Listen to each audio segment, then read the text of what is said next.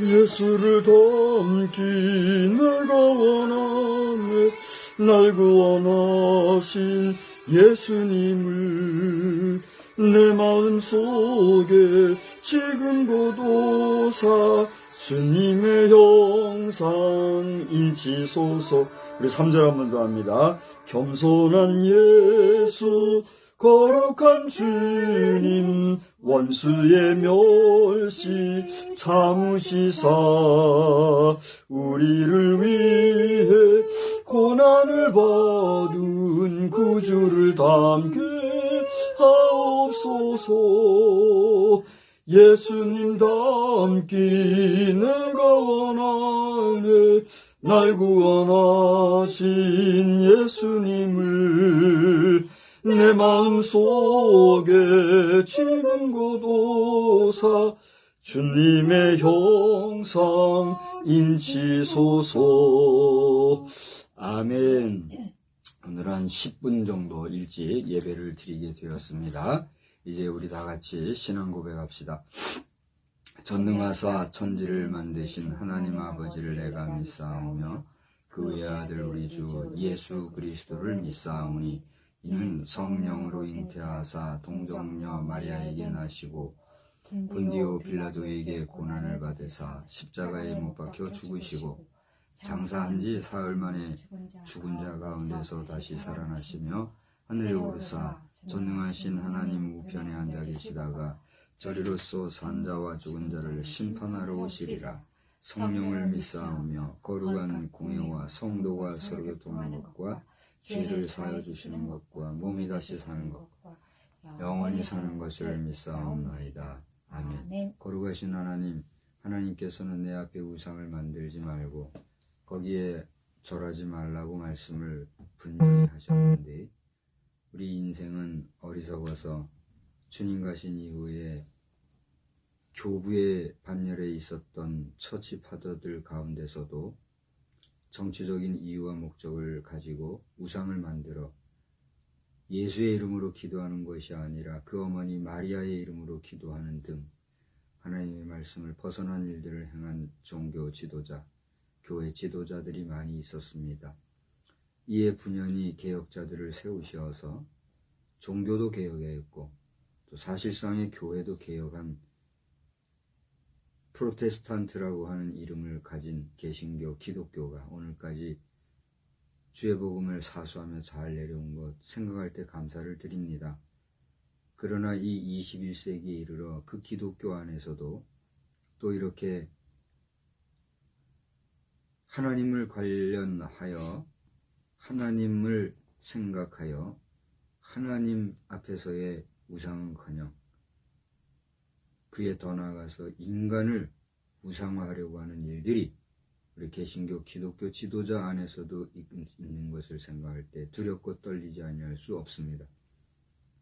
하나님이 대한민국을 긍휼히 여겨주시고 불쌍히 여겨주셔서 남북이 갈라진 지 70년이 넘은 세월 중에 이제는 다시 하나가 되게 하시고자 하는 하나님의 뜻 중에 먼저 교회가 타락하고 교회가 지도력을 잃고 교회가 하나님의 뜻을 벗어나 사람의 생각과 정치적인 술수로 나아가는 이런 일들을 볼 때 저들이 얼마나 더 망하여야 정신을 차릴 것인가 돌아보지 아니할 수가 없습니다.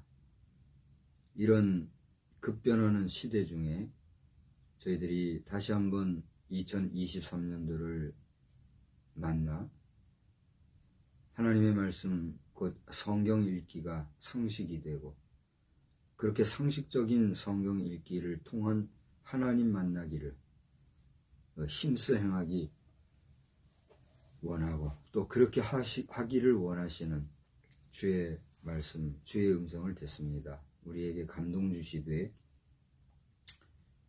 사도들을 통해서 고백한 신앙의 고백은 불신자들은 도저히 고백할 수 없는 신앙의 고백이요. 믿는 자들만이 할 수 있는 믿음의 고백인 줄 아오니 오늘 저희들이 고백하였던 사도신경이 그 사도들의 신조가 오늘 나의 고백, 나의 하나님을 향한 신앙의 고백이 되게 하여 주시옵소서. 그래서 하나님의 마음에 합당하고 하나님의 뜻에 합당한 삶을 살아가기에 부족함이 없는 저희들이 다 되게 하여 주시옵소서. 살아 역사하시는 우리 구주 예수님의 이름으로 기도드리옵나이다. 아멘. 우리 찬송가는 459장을 부르겠습니다. 459장. 누가 주를 따라 섬기려는가? 누가 죄를 떠나 주만 따를까? 누가 주를 따라 섬기려는가? 누가 죄를 떠나 주만 따를까? 누가 주를 섬겨 남을 구할까? 누가 주의 뒤를 따라가려나? 부르심을 받아 주의 은혜로 주를 따라가네. 주만 따르네. 세상 영광 위에 따름 아니요. 크신 사랑이네. 주만 따르고 주가 내려주신 은혜 힘입어 주의 뒤를 따라 힘써 일하네. 부르심을 받아 주의 은혜로 주를 따라가네. 주만 따르네. 환난 핍박 많고 원수 강하나 주의 용사도 힘이 강하니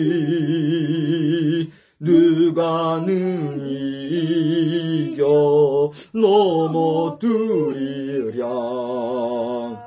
변함없는 진리 승리하리라.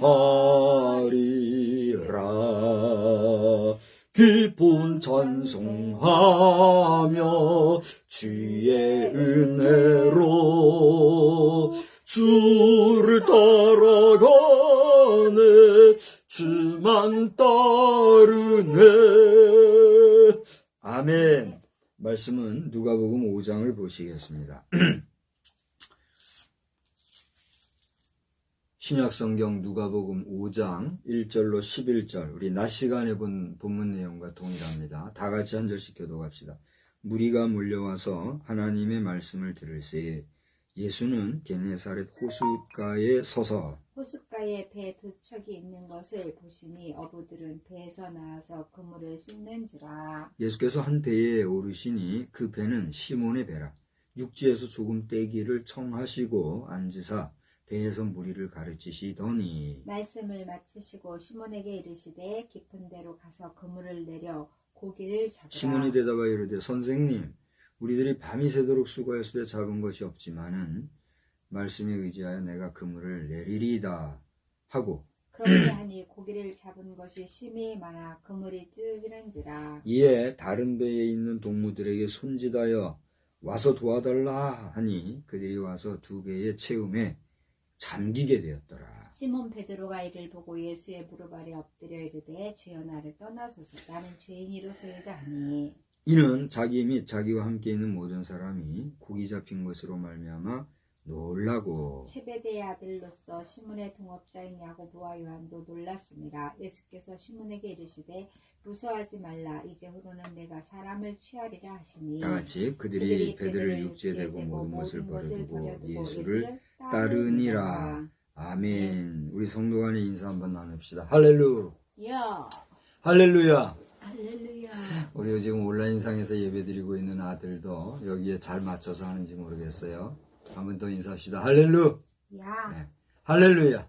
할렐루야.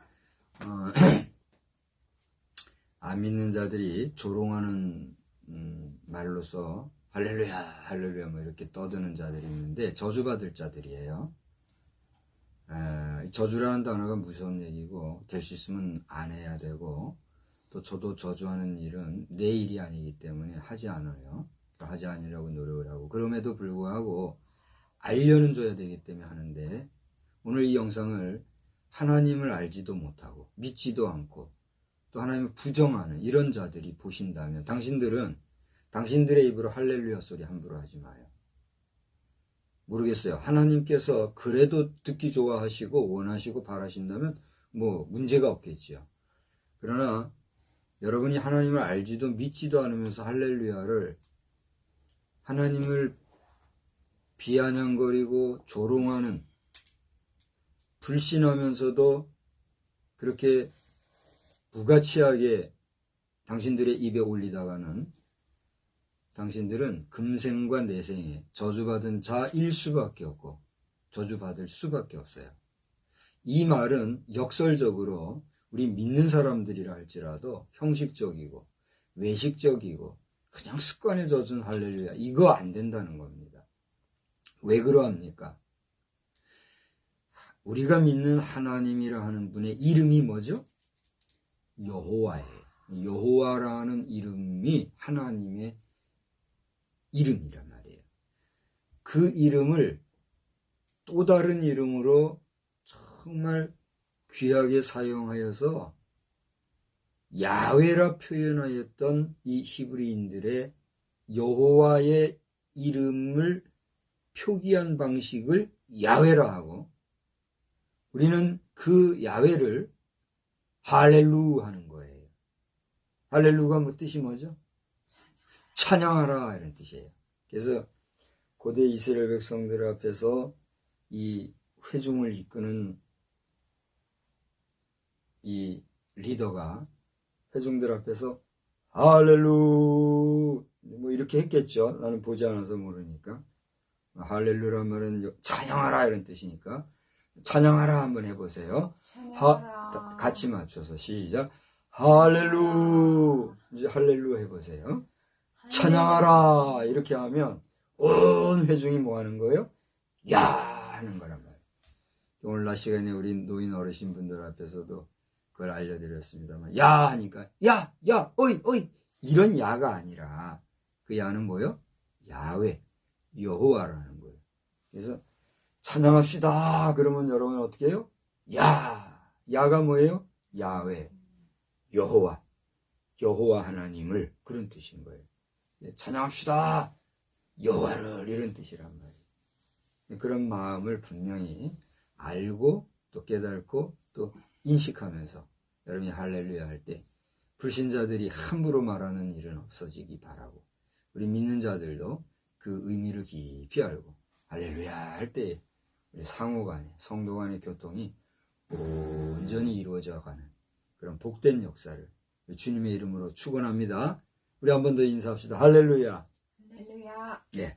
오늘 저는 이 저녁 시간에 낮에 읽었던 본문의 말씀을 같은 본문을 삼아서 헌신의 용기가 없는가? 주 만나기를 기대하라. 이런 제목으로 말씀을 전하겠습니다. 설교학적으로는 이 제목의 워딩이 오버가 됐어요. 보통 11자, 12자를 넘으면 길다 그렇게 얘기해요. 아주 길다 그래요. 10자 내외로 제목상을 이렇게 얘기하는데, 그것도 뭐 반드시 그런 법칙이 있는 건 아닙니다. 이제 설교학자, 제가 이제 공부했던 시절에 설교학자가 그렇게 이제 언급을 해줘서 제가 마음속에 늘 새기고 있고 조심하는 바이기도 해요. 그러나 어쨌든 그 논리에 의하면 오늘의 제목은 너무 길어요. 그죠? 그럼에도 불구하고 한 번 더 따라서 합시다. 헌신의 용기가 없는가? 헌신의 용기가 없는가? 주 만나기를 기대하라. 주 만나기를. 여기서 주라고 하는 것은 뭐예요? 주님. 주님을 만나기를, 하나님 만나기를 기대하라는 거예요. 처음엔 제가 주 만나기에 힘쓰라 이렇게 제목을 정해봤었어요. 근데 우리가 주님을 만나려고 힘쓴다고 해서 주님을 만날 수 있을까요?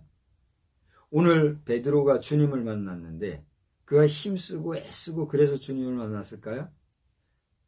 왜 고개를 설레설레 흔드세요? 그런 게 있었을 거예요. 그죠? 왜냐면 베드로만이 아니라 그 당시에 유대인들, 이스라엘 사람들은 누구를 기다리고 누가 오시기를 대망하고 있었어요. 그렇습니다. 메시아가 오기를 대망하고 기대하고 있었어요. 그래서 그 메시아를 만나기를 원했을까요? 안 원했을까요? 원하고 사모하는 마음이 있었단 말이에요. 근데 그렇게 사모하는 그 앞에 나타난 게 누구예요? 예수님이었어요. 그러니까 힘쓰고 애쓰고 그렇게 하면 만날 수 있겠지요. 만서도 우리가 누구를 만나기를 힘쓰고 기대하고 또 그 일에 내가 애를 쓴다고 해서 다 그게 성취되어지나요? 그건 아니에요. 그러나 최소한 그런 마음은 있어야 되겠죠. 그래서 저는 주 만나기 힘쓰라 이렇게 제목을 정했다가 인위적인 기대와 사모함으로 만나는 만남도 가능은 하겠으나 오늘의 주제에는 조금 이렇게 벗어난다는 생각을 했어요. 그래서 주님을 만나기를 기대하라. 힘쓰는 거하고 기대하는 거하고는 또 틀리잖아요. 그래요? 안 그래요? 힘쓰는 거는 우리가 육체적인 수고도 필요하고 또 그게 들어가는 거죠. 우리가 육체적으로 힘쓰고 수고한다고 해서 무엇인가를 만난다는 건 잘 안 되는 수가 있거든요. 그냥 마음 중심으로 영혼으로 정말 정성을 다해서 기대는 할 수가 있잖아요. 이것은 육신이 동반되지 않냐는 심적인 문제일 테니까요. 여기에 대해서도 태클을 걸면 우리는 논쟁이 되니까 이 정도로 여러분이 이해를 하면 좋을 것 같아요. 그래서 기대한다, 사모한다는 이런 마음을 가지고 헌신의 용기가 없는가? 주님 만나기를 기대하라. 이런 제목을 제가 적어보았어요. 오늘날 우리 한국 교회의 목회계에서 문제가 있다면 그게 무슨 문제냐?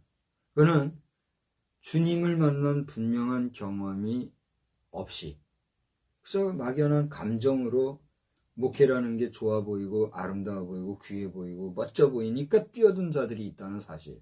또 하나, 그렇게 주님을 만났다 할지라도 주님의 소명, 주님의 부르심이 없는데도 불구하고 자기 감정을 따라서 주 앞에 헌신했다고 나서서 교회의 질서와 교회의 전통과 정통 교회의 역사를 흐리고 인위적으로 인본적으로 사람 생각대로 가는 일들이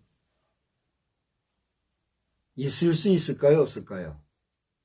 있을 수 있고 또 그런 일이 있을까요? 없을까요? 있기 때문에 오늘날 한국 교회는 다른 나라는 제가 모르겠어요. 안 가봤으니까. 근데 이 한국 교회는 지금 너무나 그 궤도로 치면 궤도 이탈 상태가 아니냐. 하나님께서 제게 그런 마음을 주셨어요. 이것은 정말 조심스럽고 또 위험하기도 하고 책임져야 할 그런 표현이기 때문에 제가 그런 표현을 할 수 있을까요? 없을까요?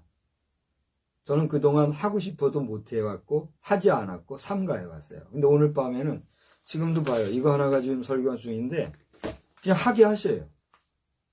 저는 두려운 거예요. 이 설교하면서도.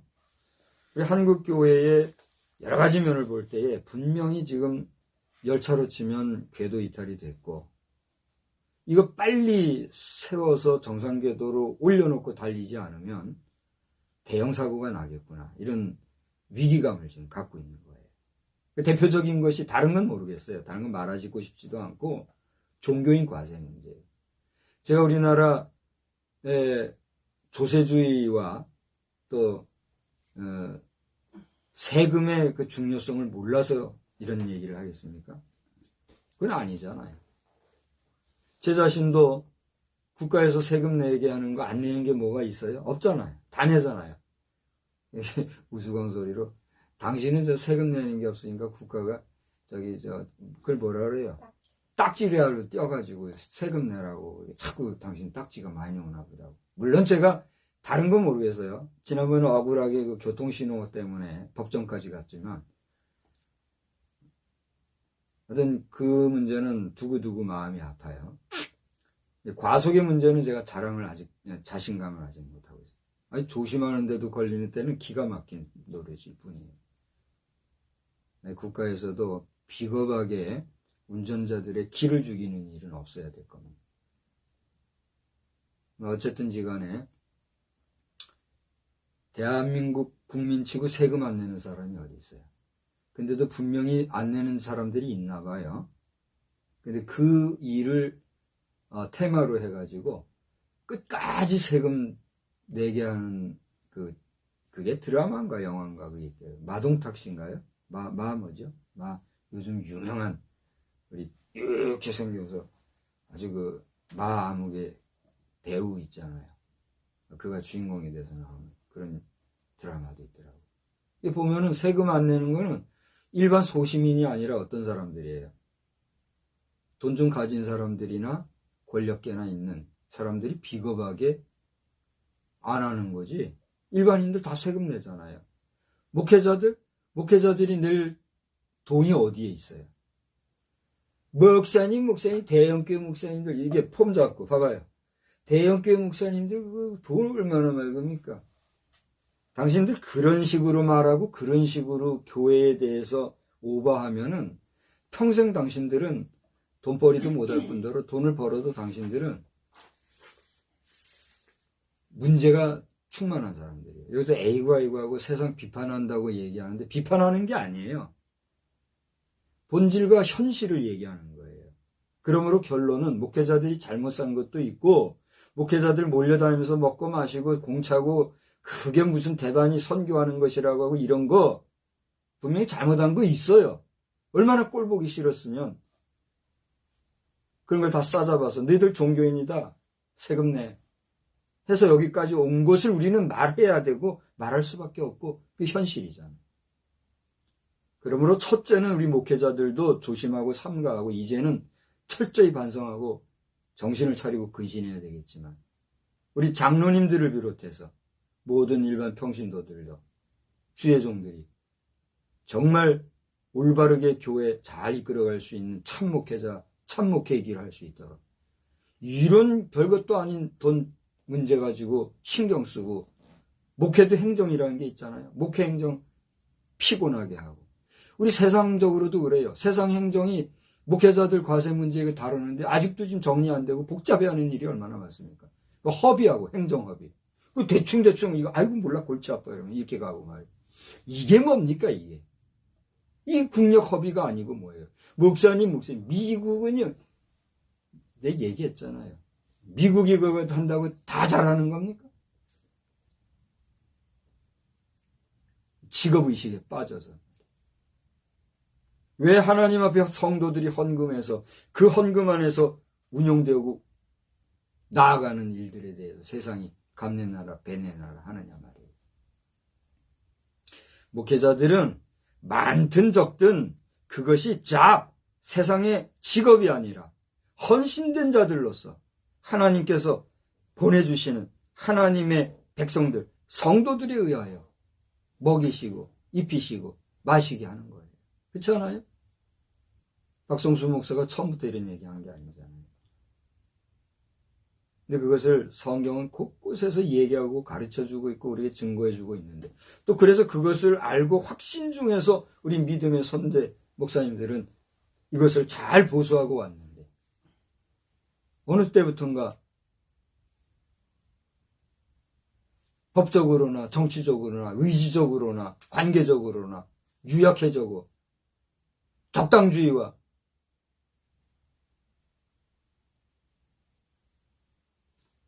계속 말하면 기분 나쁠 테니까 더 말하지 않겠지만 결국은 목회자들이 종교인 정도로 추락해버려서 제반 종교인들과 싸잡혀가지고 직업군에 지금 들어와 있으니 이 말이에요?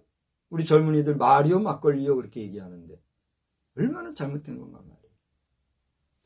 이것이 시정되기를 위해서 오늘 영상을 보시는 여러분들도 기도하시고 새로운 마음 가지시고 한국 교회가 국가와 연결되어서 얼마나 귀한 역할을 해왔습니까? 그 역할 최일선에 섰던 목회자들이 허접한 종교인 내지 직업인 수준으로 떨어지지 아니하고 생명 걸고 여러분을 위해서 기도하고 하나님 말씀 잘 전하고 바르게 인도하여서 정말 온 지구촌의 각 나라에서 우러러볼 수 있는 믿고 따를 수 있는 그런 교회로 지도력이 있도록 나아가야지. 이렇게 어영부영 대충대충 해서는 아니 될 것입니다. 오늘 저는 여러분 가운데 헌신하고 싶어도 용기가 없어서 헌신 못하시는 분, 그리고 주의 일을 정말 해야 할 사람인데도 주님을 제대로 만나지 못해서 주님과의 그 내밀한 관계, 주님과의 만남의 경험이 부족해 체험이 없어서 헌신하지 못하는 그런 분들이 오늘 말씀을 듣고 다시 한번 자신을 돌아보는 그런 시간이 되면 좋겠다. 이건 제 생각이 아니에요. 제게 그런 마음이, 내가 마음 먹는 게 있고 어디선지 모르지만 외부로부터 내게 그런 마음이 드는 게 있잖아요. 후자의 마음을 가지고 지금 말씀을 전하고 있는 거란 말이에요. 저는 하나님 앞에 제 자신을 헌신할 때에 망설임이 없었어요. 왜냐하면 체험이 있었고 실제 경험이 있었기 때문이에요. 그것이 완벽한 것이었든 그렇지 아니었든 간에 내가 기도하고 하나님을 간절히 사모하고 하나님을 의지할 때에 내 자신이 신체적으로 정말 깨끗함을 얻었던 그런 경험이 있었던 사람이었기 때문에 헌신하는 데 있어서 망설임이 있었어요, 없었어요? 없었던 거예요. 하나님 주신 은혜죠, 복이죠. 그렇게 부름을 받았어도 주변에서의 유혹과 주변에서의 이 마음 흔들림이 있었다 했어요, 없었다 했어요? 있더라고요. 그게 인간인가 봐요. 그게 유약한 사람의 모습인 거죠. 그러니 주님에 대한 확신과 만남의 체험 없이 우리가 헌신한다면 쉬운 게 아니에요. 그런데 오늘 보니까 낮 시간에도 잠깐 언급이 됐습니다만 그렇게 주님과의 만남을 확실하게 체험한 후에 온전히 헌신한 사람들의 이야기가 나와 있어요. 낮 시간에는 제가 5장에서 멈추고 얘기했는데 6장, 7장까지 막 오버해서 가다가 제가 잠깐 실수를 했죠. 근데 이제 다시 5장에 집중을 하자면은 여기 지금 어부들이 등장하고 있잖아요. 이들은 밤새 낚시를 했었나 봐요. 물고기를 잡았었나 봐요. 근데 안 된 거예요. 고기를 못 잡은 거예요. 그래서 여러분 그 게네사렛 호숫가에 이제 보니까 2절을 와서 보니까 그들이 배에서 나와서 그물을 씻고 있다 그랬어요. 그럼 이 사람들이 물 위에 있어요? 육지에 있어요, 지금? 육지에서 그물을 씻고 있는 거예요. 밤새 고기를 못 잡았는데 다음 이제 출항을 위해서 그물을 정리하는 그런 거죠. 그 자리에 누가 왔어요? 예수님이 오신 거예요. 그래서 이때 저는 이 소설적인 생각으로 이 부분을 가지고 그림을 그려도 멋진 그림들이 나올 것 같아요.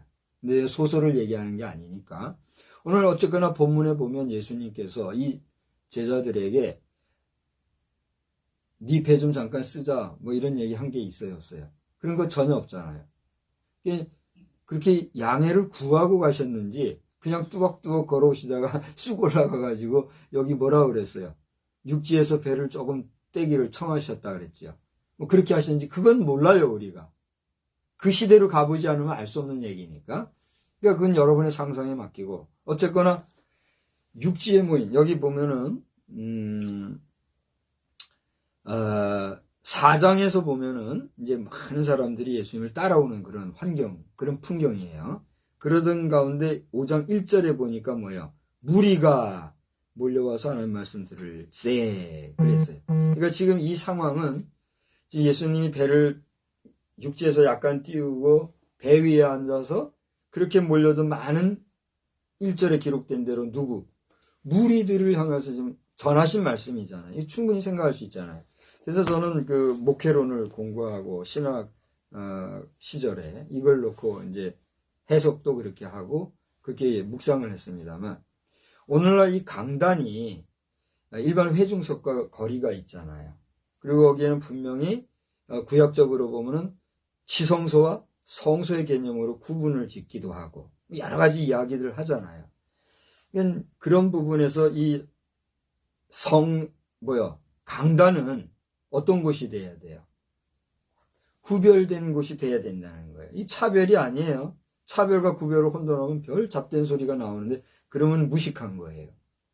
어쨌건 시간에 여기에서 그런 모습을 우리는 하나의 모델링 삼는다라고 하는 것이죠. 그래서 다시 한번 이 말씀을 드리는데, 지금도 간혹 보면은 강단 위에 뭐 여러 연사들이 막 올라가가지고 막 이렇게 하는데 삼가해야 합니다.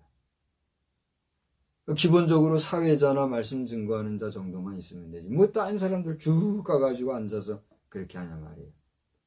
물론 장단점은 있어요. 근데 그거 하나님의 시각으로 보면 꼴불견이에요. 강단에는 집중해야 되는데 여러 사람 쭉 앉아 있으면 집중하다 말고 그 사람하고 눈짓이나 교환하고, 물론 앞에 있는 사람들은 누가 왔는지 보고 이런 게 있기 때문에 그 자리에 있는 분들로서는 그 아주 귀한 자리죠. 귀한 기회이고.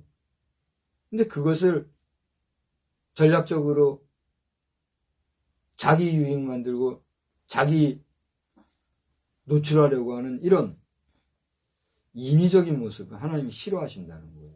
목사님, 그게 목사님 생각이지요. 내 생각인지 당신이 깊이 묵상해 보란 말이에요.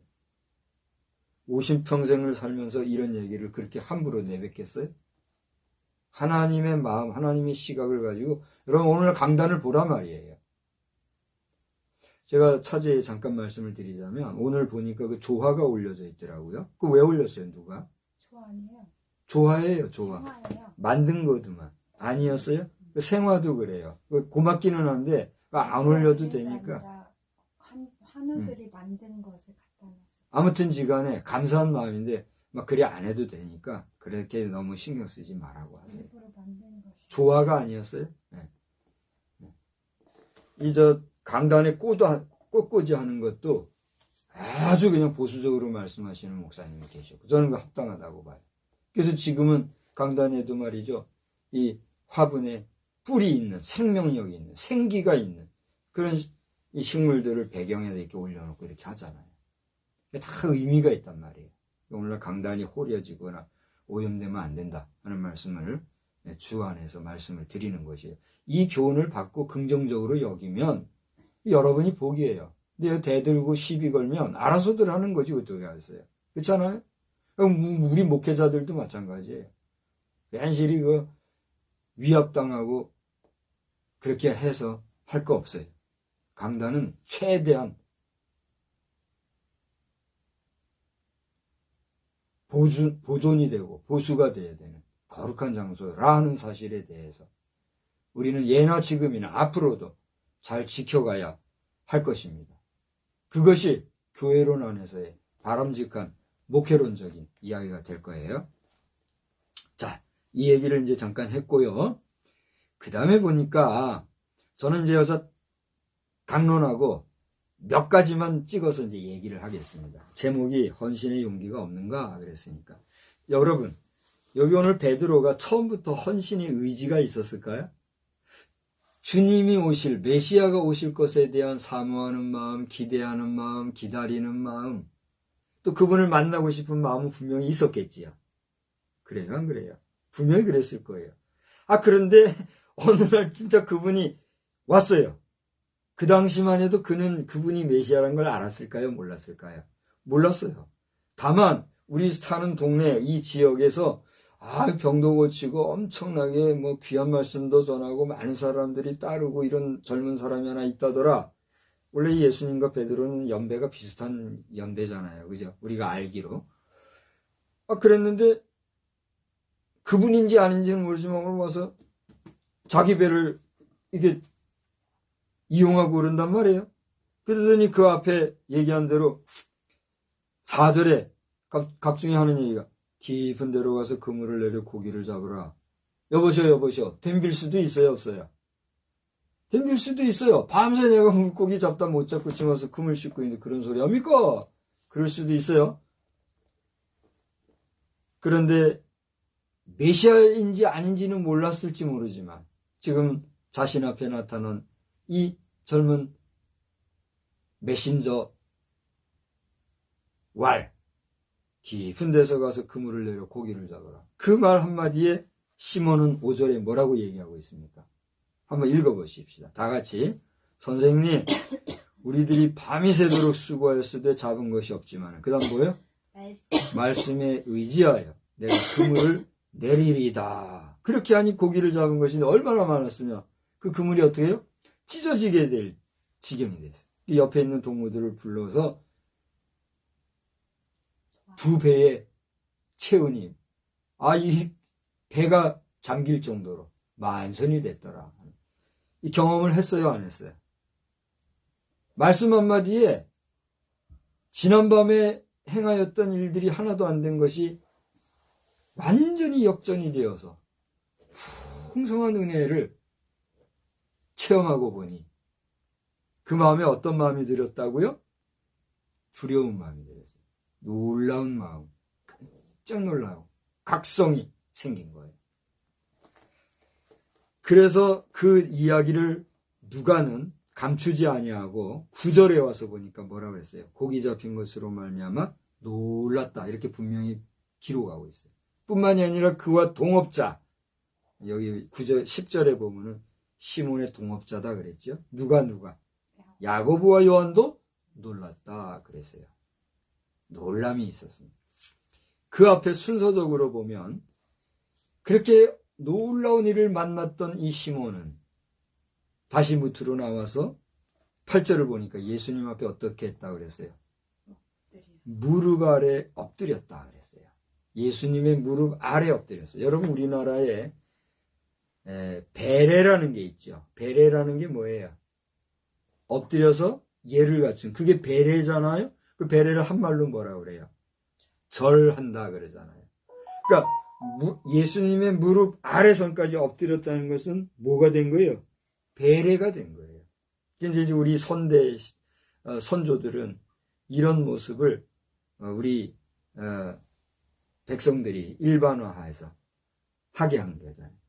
절이잖아요. 요즘에 와서는 명절이 되고 오랜만에 부모를 만나도 절할 줄 모르는 게 현 시대가 되었어요. 그래요, 안 그래요? 이제 서구 스타일로 가는 거죠. 확인 한번 하고 악수 한번 하고 이걸로 이제 끝나는 거죠. 다 장단점은 있지만 우리가 배려를 한다고 하는 것은 상대방에 대해서 어떻게 하는 거예요? 극존칭, 극존경을 표현하는 그러한 예법이 되는 거죠. 아무튼 예법이든 아니든 그 엄청난 사건을 만났던 시몬 베드로는 지금 예수님 무릎 앞에 어떻게 했다고요? 엎드렸다 그랬어요.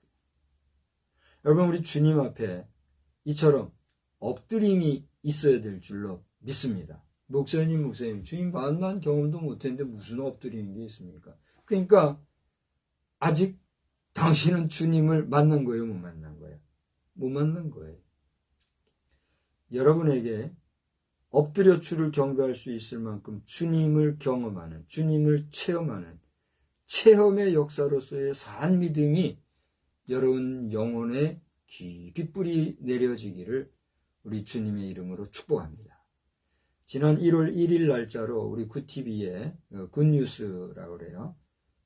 우리 굿TV에는 TV만이 아니라 그 지면 신문도 있잖아요. 매주 발행되는 신문인데 우리 예배 마치고 나면 우리 박상민 집사님은 꼭 전화를 해서 지금 그 신문 매주 받아보고 있는지 확인시켜 주시기 바랍니다. 아마 여러분은 지금 그 헌신이죠. 그것도 물질로 헌신하는 그 부분을 소중하게 여겨서 아마 여러분에게 매주 신문이 갈 줄 아는데 지금 그걸 잘 보고 있는지 확인을 꼭 제가 안 하더라도 해주시기를 바랍니다. 오늘 그 예배 출석도 체크가 되는 거예요. 거기 여러분 한번 보세요. 1월 1일자, 이번 2023년도 1월 1일자 그 신문에 보면, 어느 지면인지 저 잘 모르겠어요. 거기에 보면은, 우리 지하철에 가보면, 사랑 이야기인가 뭐 해가지고, 지하철에 사랑의 편지라고 하는 걸 활동을 해요. 예전에 어느 장로님이 시작을 한 걸로 아는데, 지금도 운영이 되나 봐요. 거기에 올려진 글인가 봐요. 물가에 심기운 푸른 나무가 잘 자라는 이유가 있죠. 왜 그래요? 물이 막 수량이 풍부하고, 또 나무가 자라기에 조건이 좋으니까 잘 자라잖아요. 그런데 저는 그 생각을 해보지 못했는데, 그 풍성한 수량이 멈춰지고 그곳이 메마르잖아요. 그러면 이 푸르던 나무들, 물가에 있던 나무들은 생존력이 떨어진대요. 왜 그런지 아세요?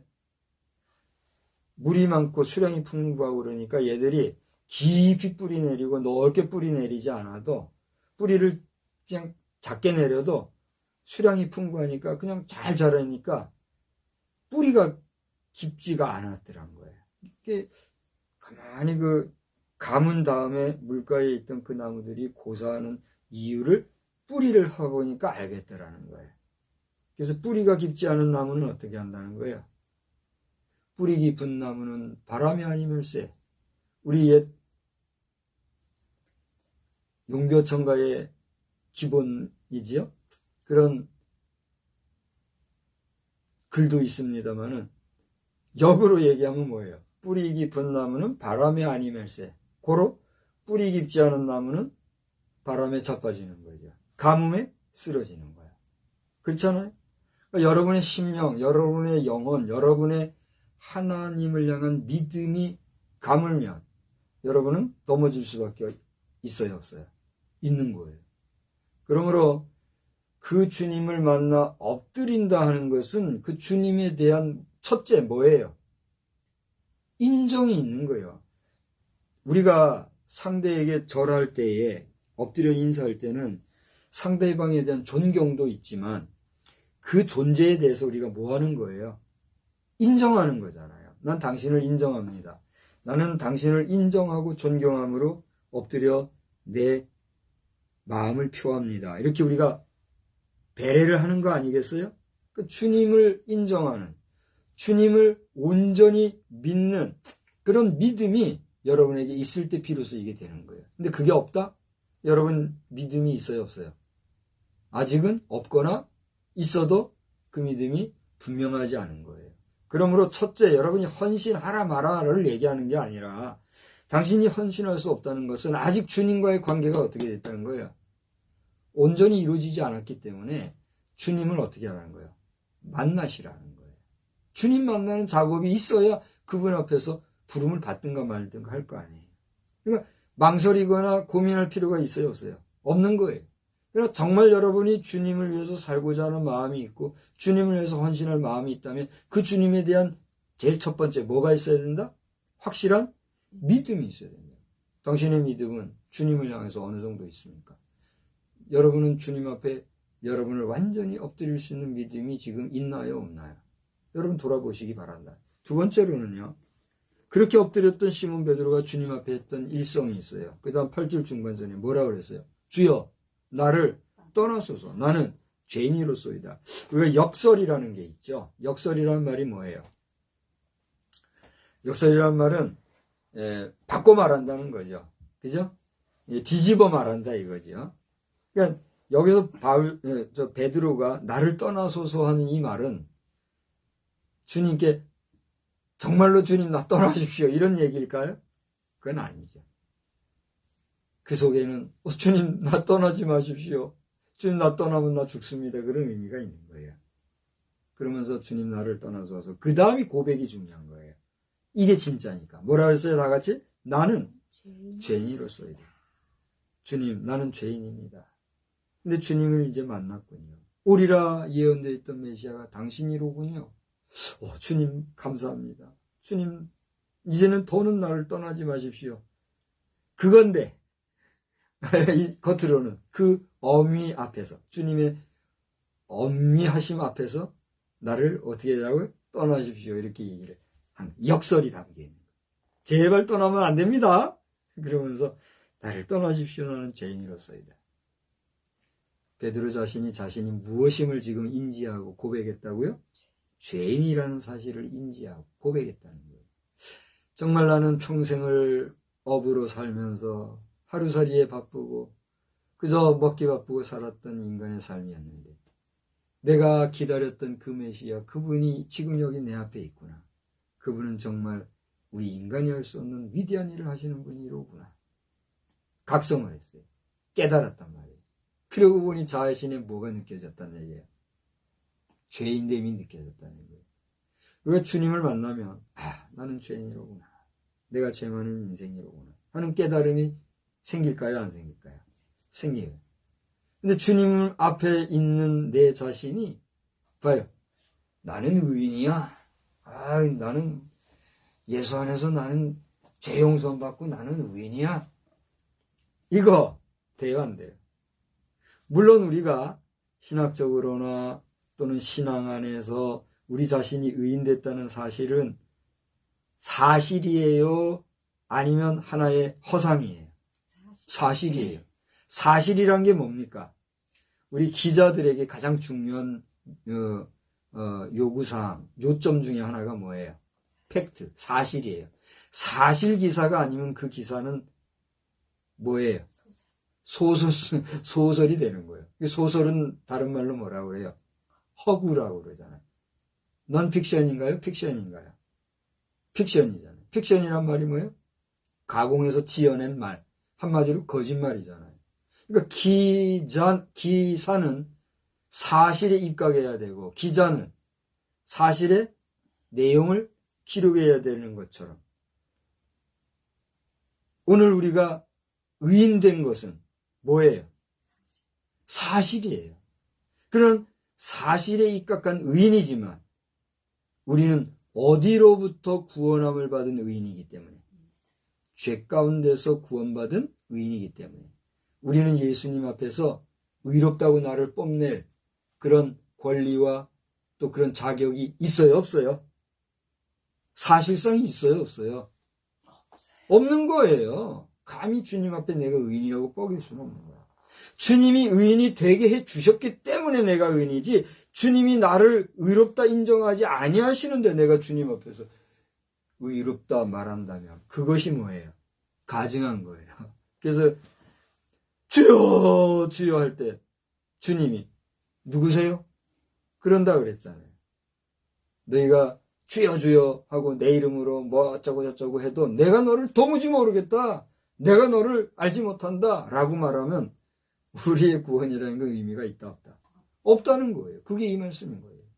그러니까 우리가 주님 앞에 섰을 때는 의인이라고 하는 감사함과 찬양과 경배는 있어야 하지만 의인이라는 그 의식으로서 교만하고 오만하고 그리고 그것을 하나의 이익의 수단 삼으면 돼요 안 돼요? 안 되는 거예요. 철저하게 죄인이라는 의식 속에서 그런 내가 구원함을 받아 의인이 되었으니 나는 얼마나 행복한 사람인가. 알고 보니 누가? 내가 복인일세. 한번 따라서 알고 보니 우리 온라인에 계신 분들도 따라서 해보세요. 지금 예배 드리는 거. 나중에 영상 보시는 분들 꼭 따라서 하세요. 알고 보니 내가 복인일세. 여러분이 그걸 알면 복인인 거예요. 할렐루야. 뭐가 복이에요? 세상 금은보화를 아무리 가져도 그렇게 의인이 되지 못하고 여전히 죄 가운데 여전히 죄인으로 살아가면 그게 복이에요? 아니에요? 그럼 복이 될 수가 없는 거죠. 여러분이 의인이라는 사실을 믿으신다면 그 받은 바 의인됨을 인하여 감사하고 받은 바 구원의 은혜를 잃어버리지 않다. 잘 지켜나가는 복된 우리 복인의 동지가 되기를 주의 이름으로 축복합니다. 아직도 여러분이 그 세계를 모르고 여전히 죄 가운데 허덕이고 계십니까? 주님을 만나십시오. 주님을 만나시고 올해 2023년도에는 성경 읽기가 상식이 되는 이런 해에 그 말씀을 통하여서 주님을 체험하는 역사가 있기를 주의 이름으로 축복합니다. 그때 여러분은 비로소 죄인에서 뭐가 돼요? 의인이 될 줄 믿습니다. 자, 이제 세 가지 얘기했죠.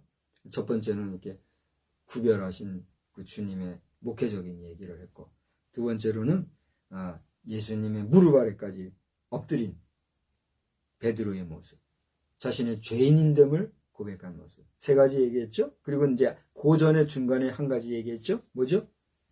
그런 예수님의 모습을 보고 그 동업자들도 함께 이 베드로와 같이 마음에 뭐가 있었어요? 놀라운. 이 놀라움이라고 하는 건 뭐 두렵고 떨려가서 놀라고 그런 의미가 아니라 한마디로 말해서 뭘까요? 경이로워하는. 그죠? 우리가 경이롭다는 말을 표현하잖아요. 너무나 말로 표현할 수 없는 그런 엄청난 일을 만났기에 그 경이로운, 거기에는 기쁨과 환희와 놀라운 희망과 소망과 같은 것들이 섞여 있는, 그죠? 복합적인 심리 상태. 놀라움이 그에게 있었다 그랬어요. 그런 다음에 보세요. 이제 10절 후반절에 보니까 그렇게 놀라는 제자들 앞에 예수님이 뭐라 그랬어요? 시몬에게 말씀하시기를 다 같이 무서워하지 말라. 이제부로는 내가 사람을 취하리라. 여기 보면은 취하리라는 말 속에 헬라어로 사로잡으리라 이런 뜻이 있다 이런 얘기를 했죠. 또 다른 데는 여기 취하리라는 말은 사람 낚는 어부가 되게 하리라 이렇게 또 번역된 데가 있더라고요. 사람 낚는 어부가 된다. 사람 낚는 어부가 된다는 게 뭐냐? 사람을 취한다. 사람을 취한다는 건 뭐예요? 너로 인해서 사람들이 감동받고 너로 인해서 나를 인정하고 너를 통해서 나를 믿는 그 믿음의 역사가 나타날 것이다. 너를 통해서 뭐가 세워질 것이다? 교회가 세워질 것이다. 이걸 미리 예언적으로 얘기하신 거예요. 할렐루야. 여러분이 이렇게 헌신되고 주님을 위해서 쓰임받는 믿음의 백성 되기를 주의 이름으로 축복합니다. 그래서 저는 우리 자식을 위해서 기도할 때 강제하거나 어떻게 할 수가 없더라고요. 왜요? 아비된 마음으로서는 아비가 목사니 목사의 대를 이어 계대하면 좋겠지만 그 자신이 하나님 앞에서 소명이 없으면 그거 아버지가 되는 소원, 아버지 소원 이루어준다고 하면 그 아버지의 소원을 이루어준 거예요? 하나님의 뜻을 행한 거예요? 지 아버지 뜻 이루어준 것밖에 안 돼요. 그러니까 너가 소명받기를 바라고 너가 소명받으면 헌신하여라. 그렇게 말할 수밖에 없는 거예요. 근데 오늘날 내가 무슨 일을 할 때 그 일은 결국은 누구를 위해서 일하는 거예요? 아니, 내가 세상의 모든 일을 할 때 그 모든 일이 누구를 위해서 하는 거예요? 말은 우리가 신학적으로, 교회적으로, 목회적으로 주를 위해서 한다고 하지만 사실은 사람을 위해서 하는 거예요. 사람을 위해서, 내 먹고 살기 위해서 하는 거예요. 그렇잖아요. 근데 그것을 쉽게 버릴 수 있어요? 없어요? 없어요. 여기 한번 봐봐요. 11절 봐봐요. 그들이 배를 육지에 대고 그 다음 다 같이요. 모든 것을 버려두고 예수를 따랐다. 자기의 잡까지도 다 내려놓고 완전히 주님 앞에 헌신하는 거예요. 헌신은 뭐라고 그랬어요? 몸도 마음도 다 드리는 거예요. 장래의 불안한 경제적인 거, 물질적인 거, 삶에 대한 거 모든 걸 다 내려놓고 오직 눈만 바라보고 해요. 주만 바라보고 가요. 주만 바라보고 가니까 주께서 책임지시는 거예요. 그 방법은 뭐 우리가 다 어떻게 말로 표현할 수 없어요. 근데 한때 그렇게 헌신했던 이들도 예수님 돌아가시고 이랬을 때 어떤 일이 생겼어요? 야, 우리 물고기나 잡으러 가자 하고 다시 현장으로 돌아간 일이 있어요, 없어요? 있잖아요. 그게 인간이란 말이에요. 그러나 그 다음에 성령이 그들에게 임했을 때 보였던 예수님과는 함께하지 못했지만 보이지 않는 예수님이 성령님으로 그 속에 있을 때 그들은 어떻게 했어요? 먹고 사는 인생의 문제 정도가 아니라 정말 하늘나라의 산소망만 가지고 헌신했잖아요. 그런 헌신이 있어야 우리가 참된 주의 종이라 할 수 있는 거예요. 그래요, 안 그래요? 그게 안 되면 적당하게 하다 보면 사람 비위나 맞추고 하다 보면 종교인이 되고 종교인이면 뭐 직업인이잖아요. 세금이나 내고 그렇게 되는 거예요. 그러니까 우리 한국교회 뭐 여러 가지 말 많이 하지만 이 종교인 과세 문제 빨리 해결되고 그 다음에 성도들과 목회자들 간의 관계가 다시 잘 회복되어지고 이렇게 가야 된다는 사실이에요. 공감이 가세요? 이건 제가 얘기하거나 제가 깨달아서 하는 정도가 아니에요. 주님이 깨닫게 해주시고 말씀하게 하시니까 말하는 거예요. 오늘 이 밤에 오늘 낮 시간을 통하여서 헌신하든지 헌신자를 돕든지 이런 제목과 말씀을 드렸고, 헌신의 용기가 없는가? 주님 만나기를 기대하시라, 이런 제목으로 말씀을 드렸어요. 여러분 당장 모두가 다 목회자가 되시오, 이걸 말하는 게 아니에요. 지금 목회자가 되고 안 되고는 뭐예요? 나중 문제, 구체적인 문제. 먼저 누구를 만나라? 주님을 만나라.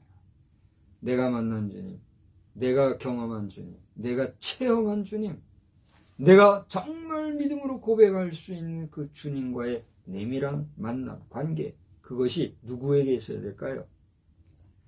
얘기해봐요. 누구에게 있어야 돼요? 당신에게? 당신에게도 있기 바라지만 당신에게 있는 그 만남은 나와 의미가 있어요, 없어요? 없어요. 결국은 누구와의 만남이 중요해요. 나와의 만남이 중요해요.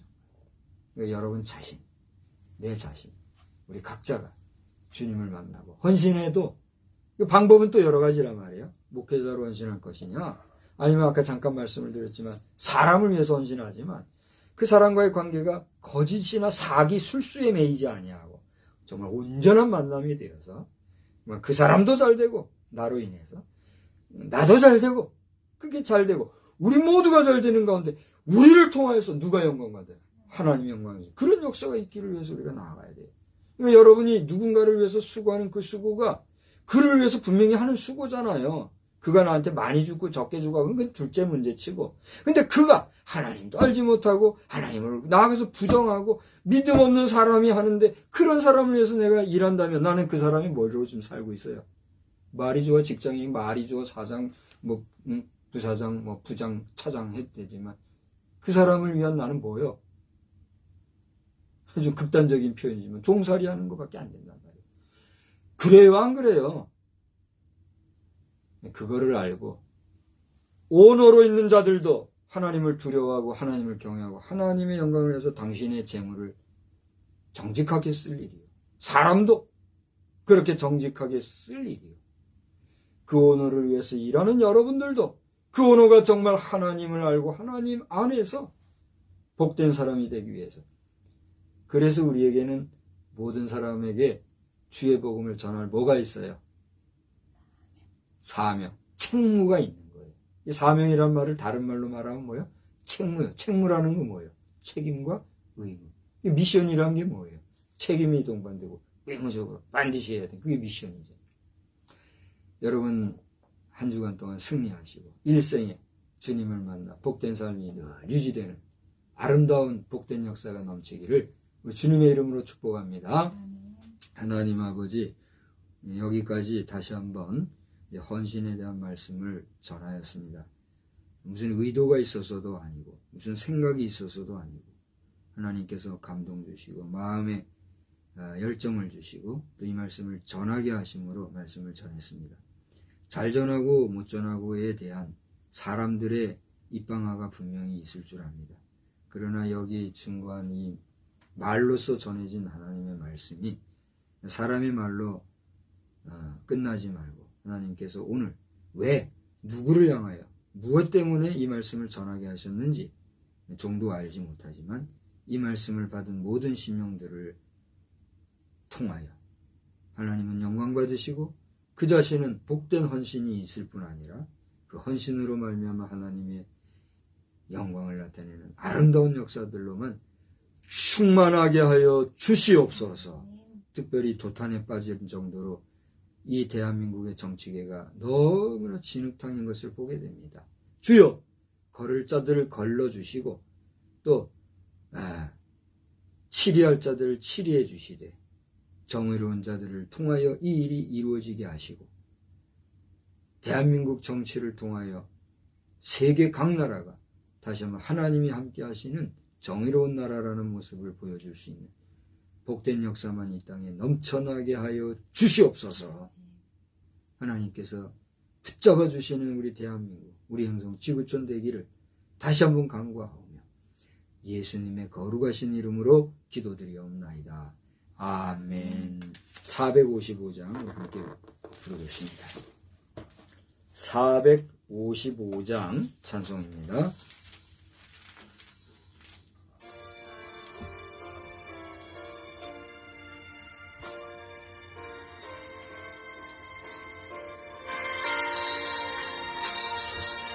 주님의 마음을 본받는 자 그 맘에 평강이 찾아오는 험악한 세상을 이길 힘이 하늘로부터 임함이로다. 주님의 마음 본받아 살면서 그 거룩하신 나도 이루리. 주 모습 내 눈에 안 보이며 그 음성 내 귀에 안 들려도 내 영혼 날마다 주를 만나 신령한 말씀 늘 배우도다. 주님의 마음 본받아 살면서 그 거룩하신 나도 이루리. 가는 길 거칠고 험하여도 내 맘에 불평이 없어지는 십자가 고난을 이겨내신 주님의 마음 본받음이라. 주님의 마음 본받아 살면서 그 거룩하신 나도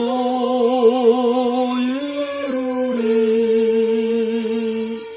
주 예수 세상에 다시 오실 그날엔 무성도 변화하여 주님의 빛나는 그 형상을 다 함께 보며 주 찬양하리. 주님의 마음 본받아 살면서 그 거룩하신 나도 이루리. 이 말씀은 제가 꼭 하고 마쳐야 되겠어요. 오늘 4절을 여러분 곱씹고 꼭 다시 한번 읽거나 부르시거나 해보시기 바랍니다. 우리 이번에 우리 천주교 교황께서 큰 실수를 하셨어요. 예수님 나신 성탄절을 기해 가지고 예수님 어린 그 모습을 동상화해 가지고 만들어 가지고 또 거기에 무슨 종교 의식을 해요. 이런 이 천주교가 지금 잘못됐다고 개신교가 말하지 않을 수 없는 거예요. 그렇지 않아요? 그래요, 안 그래요? 오늘 4절을 잘 봐요. 4절. 이것은 한 작사자의 작사 내용이지만 이게 주님의 마음인 거예요. 주님이 얼마나 그 우스꽝스럽고 마음이 괴롭고 슬프겠어요. 그걸 말이죠. 천주교 수장이 하고 있으니 그 천주교인들이 뭐가 되는 거예요? 이 천주교인들이 지금 막 혼란스러워한다는 거 아니에요? 천주교도 근신해야 되고. 전광훈 목사님 이거 보시면은 전광훈 목사님 두 번 다시 광화문에 이승만 대통령 박정희 대통령 상 만든다 소리 해가지고 자꾸 백성들 마음 성도들 마음 홀이지 말기를 주의 이름으로 간절히 부탁합니다. 당신의 뜻을 이루기 위함인가 하나님의 뜻을 이루기 위함인가. 하여튼 두 번 다시 전광훈 목사 그런 얘기 나오면은 내 의지도 아니고 성도들의 의지도 아니고 전 목사님은 불가피하게 이단이 되는 거예요. 왜 자꾸 이단 길 가려는 이상한 방식을 취해서 스스로 이단시 되려고 그러냐 말이에요. 전 목사님 이단시 되는 거 그러면 안 된다고 이대위 목사님들한테 변론한 사람 뭐가 되라고 말이에요. 정광훈 목사님 애국 흑심 가지고 하는 거 좋은데 혹 잘못 갈까봐 부족하지만 말씀드리는 거니까 기억하시기 바랍니다. 천주교도 개신교도 지금 21세기 초에 지금 난리가 났어요. 뭐 하는 짓이에요? 4절을 잘 기억하셔서 주님 오시면 보고 싶지 않아도 다 주님의 그 모습 본다는 거예요. 주님의 빛나는 그 형상을 다 함께 보며 주 찬양할 거고 당연한 건데 그럼 못 참고 말이야. 저 이스라엘 백성들이 모세가 시내산 올라가 주님 말씀 받을 때 말이야. 그 못 참고 엉뚱한 짓 했던 거죠. 그 재판하려고 말이죠. 이것은 내 의협심, 공명심 뭐 그런 걸로 말하는 게 아니에요. 그 정도가 아니라 주님이 오늘 저를 쳐서 또 지금 이 말씀 하게끔 말하게 하게끔 하시는 거예요. 여러분이 판단하세요. 우리 한번 다 같이 주님이 가르쳐 주신 기도로 겸손하게 기도하고 마치겠어요. 하늘에 계신 우리 아버지여, 이름이 거룩히 여김을 받으시오며 나라에 임하옵시며 뜻이 하늘에서 이루어진 것 같이 땅에서도 이루어지이다. 오늘날 우리에게 일용할 양식을 주옵시고 우리가 우리에게 죄 지은 자를 사하여 준 것 같이 우리 죄를 사하여 주옵시고 우리를 시험에 들게 하지 마옵시며 다만 악에서 구하옵소서. 내게 나라와 권세와 영광이 아버지께 영원히 있사옵나이다. 아멘. 네.